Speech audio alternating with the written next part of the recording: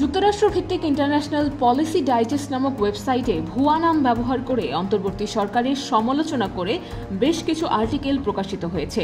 সোমবার রাতে নিজের ফেসবুক প্রোফাইলে এক পোস্টে এই তথ্য জানান আন্তর্জাতিক বার্তা সংস্থা এএফপির বাংলাদেশের ফ্যাক্ট চেক বিষয়ক সম্পাদক কদরুদ্দিন শিশির। ফেসবুক পোস্টে তিনি লেখেন, ইন্টারন্যাশনাল পলিসি ডাইজেস্ট নামক যুক্তরাষ্ট্রভিত্তিক ওয়েবসাইটটিতে ইফতারের পর একটু সময় ব্যয় করেছেন তিনি।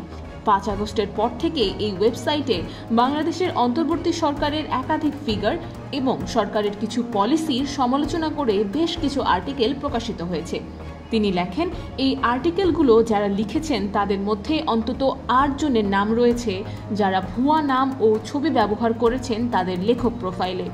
অর্থাৎ ইউনূস সরকারের সমালোচনা করে বিদেশি ওয়েবসাইটে কলাম লিখতে ভুয়া নাম পরিচয় ব্যবহার করা হচ্ছে। তিনি আরও লেখেন, 2023 সালে বাংলাদেশের তৎকালীন আওয়ামী লীগ সরকারের প্রশংসা করে লেখা ভুয়া বিশেষজ্ঞদের কয়েকটি আর্টিকেলও এই ওয়েবসাইটে প্রকাশিত হয়েছিল।